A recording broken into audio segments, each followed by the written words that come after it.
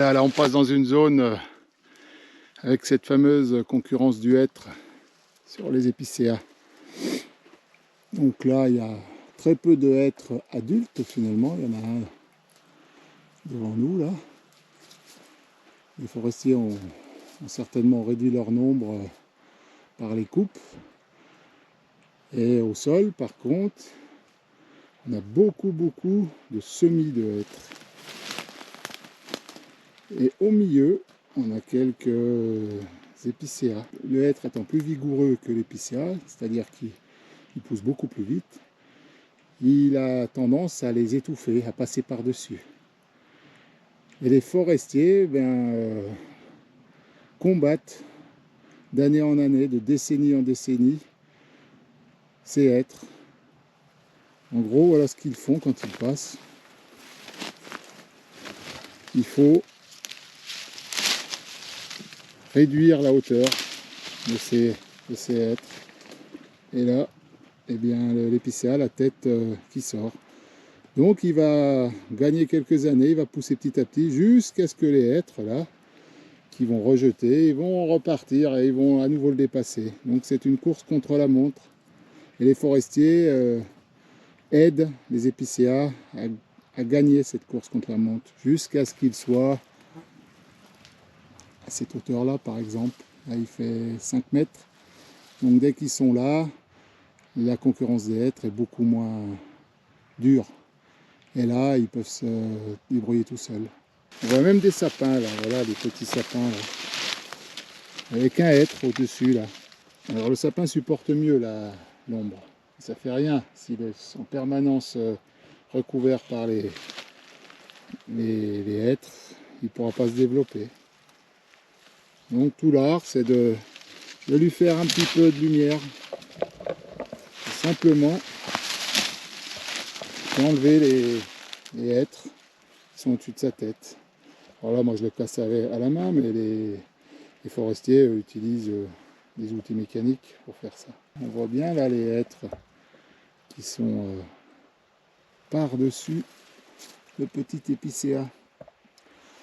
Alors ils ne le font pas systématiquement, hein, ils ne font pas toutes les zones, parce que tant qu'il y a des arbres adultes qui poussent toujours au-dessus de ces petits épicéas, petits hêtres, ils ne s'en occupent pas.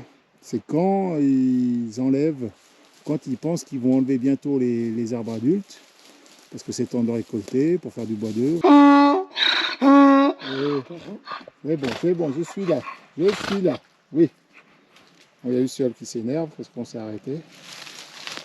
Voilà, il y a encore un petit sapin caché dans la myrtille là. Donc la myrtille, ça va, c'est pas un concurrent direct. Et voilà les petits hêtres là, ceux qui sont au-dessus. Voilà, ça consiste en ça, une des parties des travaux forestiers, à trouver ces zones-là. Donc les forestiers parcourent les parcelles et hop, dès qu'ils voient des jeunes semis et qu'ils estiment qu'il faut les sortir, les mettre un peu à la lumière, ils enlèvent la concurrence de hêtres. Parce qu'il n'y a plus d'arbres adultes au-dessus, donc il faut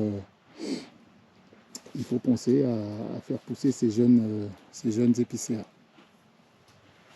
Voilà, là on en voit qui sont dégagés.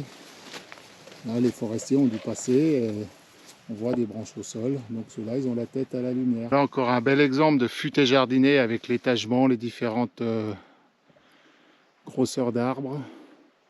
Là on a tout, là. On a même un petit sapin là juste devant nous. Donc du hêtre en sous-étage et on voit les pointes des épicéas qui émergent et on les voit qui grandissent. Donc il y a un étagement vertical et bien sûr une différenciation dans les diamètres. Il y a des semis, des petits bois, des bois moyens, comme celui qui est devant nous. Et juste à côté du bois moyen, là, il y en a un qui est une perche, on va dire, qui pousse à côté de lui, qui est juste devant. Et derrière, là au loin, on a des gros arbres, des très gros bois là. Il y en a un qui fait au moins 60 de diamètre. Et juste au bord, là, on a un bel érable. C'est ça la futaie jardinée. C'est ce que recherchent plus ou moins les forestiers tout au long des années qui passent. D'avoir des arbres adultes et une relève permanente sous ces arbres adultes quand on les enlève. Il y en a un qui prend sa place et ainsi de suite. Ah, voilà, on en voit un qui est sec derrière, qui a été attaqué par les scolytes. Ça aussi, ça n'arrête jamais, tout au long de l'année presque maintenant.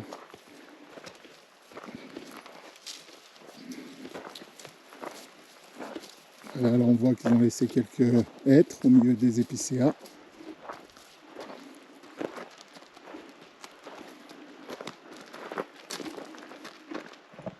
Voilà un autre angle où on voit bien l'étagement des épicéas. Là. Il y en a de toutes les tailles, jusqu'au plus grand, et de tous les diamètres. Donc si le forestier, pour une raison ou une autre, enlève le gros, là, et bien juste dessous lui, il y en a des à peine plus petits qui vont prendre la suite. Et ainsi de suite. Donc c'est ça la vision qu'on a de ces forêts. On a l'impression qu'elles ne bougent jamais. C'est pour ça que les gens ont souvent l'impression qu'ici, c'est des forêts naturelles, comme entre guillemets. Des forêts où les hommes interviennent peu. Alors que c'est un système, le jardinage, qui est très contrôlé par les forestiers. Il faut en permanence essayer de trouver cet équilibre, comme je disais, de diamètres différents, de hauteurs différentes. Si on laisse faire une forêt, il y a des gros arbres, ils tombent au bout de plusieurs centaines d'années, ça fait un trou, et dans ce trou, on a de la jeunesse qui se développe. Donc c'est plus des bouquets, des parquets de différentes tailles et grosseurs d'arbres. Alors que là, le but, c'est d'être vraiment plus intime entre, comme on dit, c'est du pied à pied. C'est ce qu'ils recherchent, c'est pas simple. Il y a beaucoup d'intermédiaires entre l'équilibre idéal de la futaie jardinée, c'est-à-dire pied à pied, on trouve un peu de tout. Mais on a souvent aussi la futaie jardinée par bouquet, par parquet. Voilà, où on aura une zone où ça sera les gros bois qui domineront, une autre zone ça sera les bois moyens, une autre zone les petits bois, une autre zone où il y aura du semis. Et le renouvellement se fait par bouquet, par parquet plutôt. Je reviens sur le pourquoi dans telle région, montagne, plaine, on adopte plutôt une sylviculture de type régulier et plutôt ailleurs jardinier ou régulier. Je reviens sur la topographie, sur la différence de sol, sur le relief. Là, si je regarde, là, je filme, là on voit des arbres en contrebas qui sont dans des lieux plus frais, avec plus de sol. Donc, ils poussent plus vite, ils sont plus gros, plus longs. Et si je me tourne juste derrière,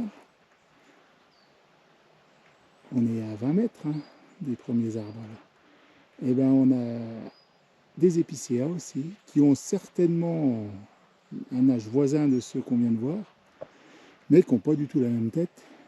Ceux-là, ils sont très petits en diamètre et très petits en hauteur. Et ils deviendront certainement pas très grands.